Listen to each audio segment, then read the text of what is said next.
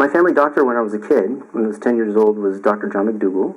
And he was presenting. I used to go to all his presentations because my mom was my babysitter. So she brought me along everywhere she went. And he made a comment once. He said, look, 76% of our connection to the environment happens through our food. He said, we're either working so we can pay for our food, we're preparing our food, we're shopping for our food. There's a huge connection to the environment with our food. And as a kid, I grew up in Hawaii in Southern California, so I was outdoors all the time. My grandfather was an outdoorsman. And I really appreciated nature, really appreciate the outdoors. And so I thought, wow, if I want to change what's happening with the world, I need to change what people eat. A part of me wishes none of this was happening at all.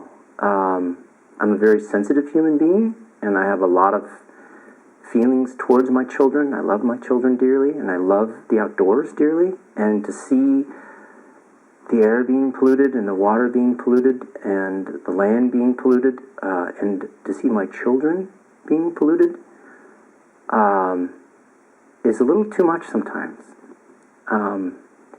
When I evaluate the data, and I see not just one study, but hundreds upon hundreds of studies, all warning us that if we don't make change, and we make change quick, it's not going to look good. And I take my role as a provider and protector for my children very seriously. So it's almost too much to evaluate all this data, to educate other practitioners about it. I mean, I lecture for IFM on detox, and yeah, I wish it could go away. I wish we could just bring a big old fan in here and and a fishnet, and scoop out all the toxins from the ocean and clean out the blood and the brains of our children and let it all go. I guess, I wish I could be a lobbyist on Capitol Hill, and I could talk to the politicians and show them all the scientific research.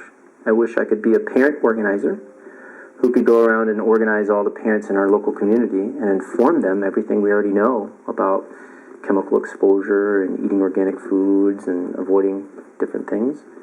Absolutely. And somehow I wish I could be some sort of motivational speaker who would just tell people, look, you're worth it. I think that's the biggest issue, Jonathan, is I think people don't understand that they're worth it. They're worth clean air. They're worth clean water, clean food. That they don't need to be trapped in houses absorbing all these toxins all day long and suffering from disease. They're supposed to be very bright, very strong individuals. They're supposed to have a connection with the outside world. They're supposed to feel vibrant health all the time, be excited about life. That's what that's what they deserve.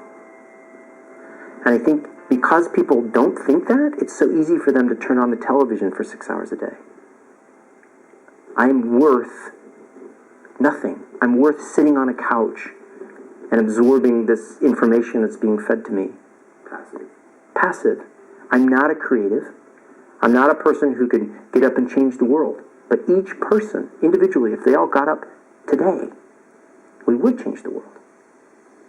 So that powerless place is just that. It's powerless, but it's all in your mind. So the minute we switch the consciousness, I think that's when we make the change. When I talk to doctors about a sensitivity